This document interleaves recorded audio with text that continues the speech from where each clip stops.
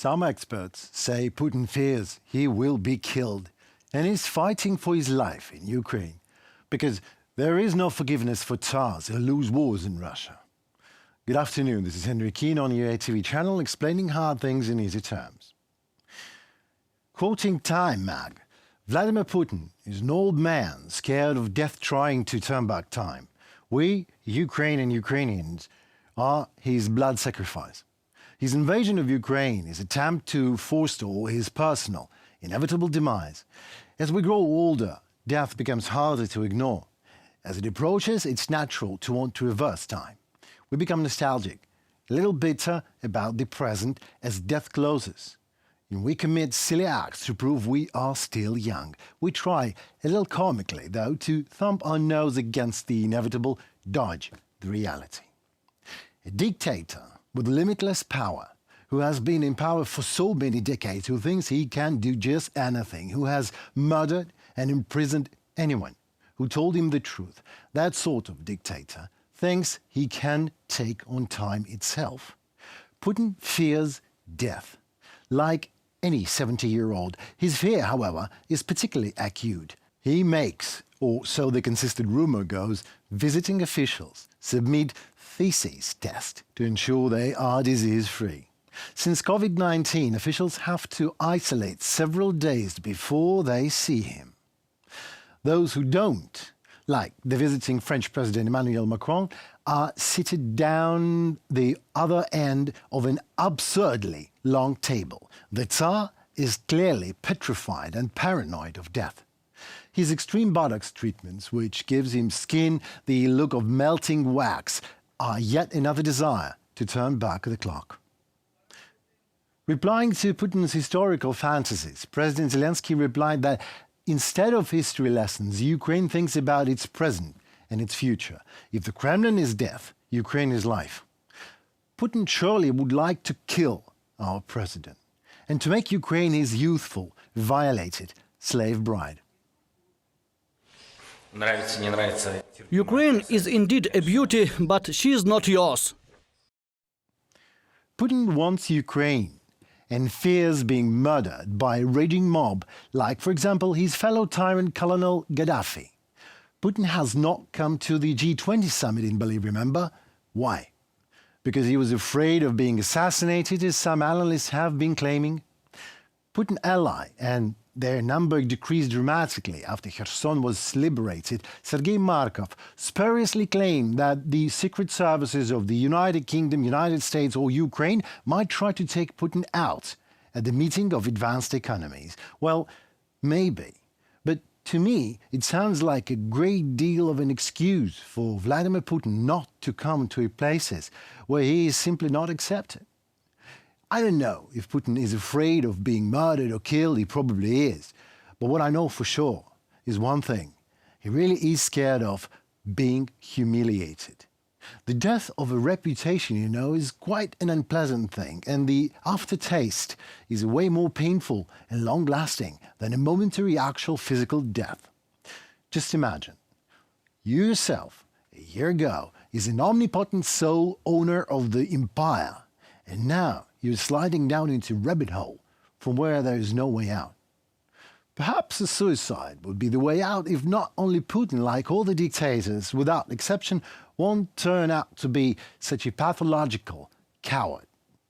Let me quote more of a brilliant article by Peter Pomerantsev of Time mag for you. How easy it would have been for Putin to create a flourishing Russia, with its vast oil wealth and human talent, to become a country that Ukraine would want to be close to. Instead, he created a country that stinks of fear, death and murder that Ukraine has been trying to escape from. The Soviet writer Alexander Solzhenitsyn once found a metaphor for the Kremlin system in the title of one of his novels, Cancer Ward. It remains a potent metaphor until now. Cancers want to spread, to metastasize through Europe and beyond. Putin's diagnosis is terminal. Who will it kill? Ukraine is fighting to the death and choosing life. Today marks exactly 11th month since the full-scale criminal Russian invasion began.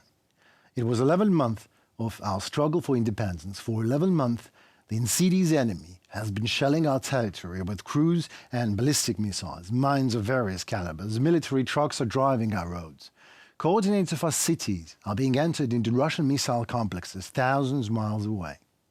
It is 11 months in a row when every Ukrainian understands that this may be the last day of our life. Life in a constant state of an absolute uncertainty in future, but with a concrete certainty of what will happen in the end of all this. The day of January 24th marks exactly 11 months of the full-scale war. It will be the 335th day. A day we will pass in the same way as the 334th, uniting all our forces for one thing, victory, for the sake of Ukraine's victory. Not of someone against someone among us, but for the sake of the whole of Ukraine, for the sake of the victory of our entire country in the war, for freedom and independence for all Ukrainians. It will happen, and all the steps necessary for this will be taken. We will win because, what choice do we have? What awaits us and the whole Europe otherwise?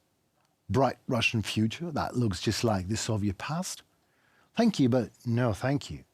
After all, with such support given to us by the countries of the world, we have no right to show our weaknesses. Our strength and resilience impressed you, dear world, and you gave us weapons, means and resources and empathy. Our army showed outstanding heroism. Let me talk some figures here. We destroyed 3,152 Russian tanks. More than 122,000 Russian soldiers have found their inglorious end in Ukraine.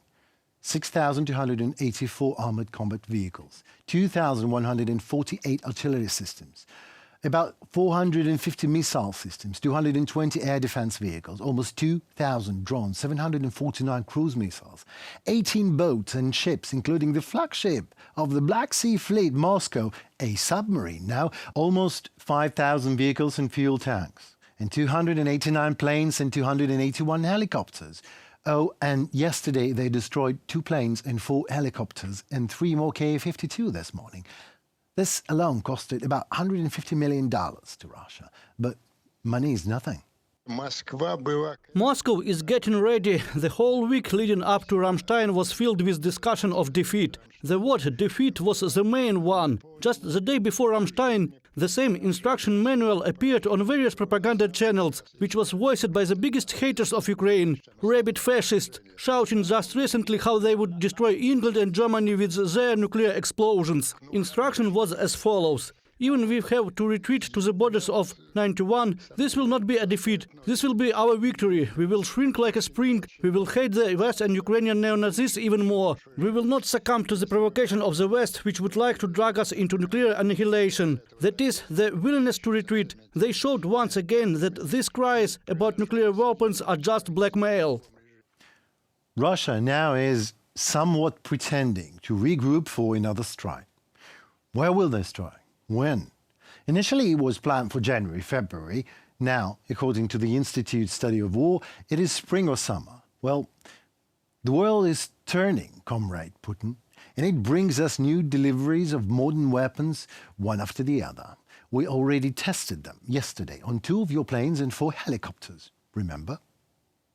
I welcome also the clear message from the Minister that other allies, other NATO allies that have Leopard battle tanks are of course free to identify those Leopard battle tanks that may be available for Ukraine, to make them ready, but also to start training of Ukrainian crews for those battle tanks. Because after decision has been taken on delivery of battle tanks, it will take some time to identify, to make ready, and to train Ukrainian crews. And I welcome the clear message from Minister Pretorius that allies with Leopard battle tanks are actually urged to start that work. What can I add to it, Mr. Stoltenberg? The animal planet is beautiful. Leopard does rawr. Leopards and falcons, Mr. Stoltenberg. Invest in these beasts delivered to Ukraine and it will pay off multifold. After all, no one needs war nowadays. A disaster for Ukraine and instability for the whole world. Oh no. Actually, there is someone who needs it. Well, he better would have been more careful in what he wished for, because he will regret it. It was Henry Keane on UATV channel, where sorry our wrap-up is a bit shorter than usual. This is because of recent air raid alert. No worries, however, just some more Russian drones and missiles to be taken down. Still, I hope to have managed to explain some hard things in easy terms for you today. Stay safe and tuned.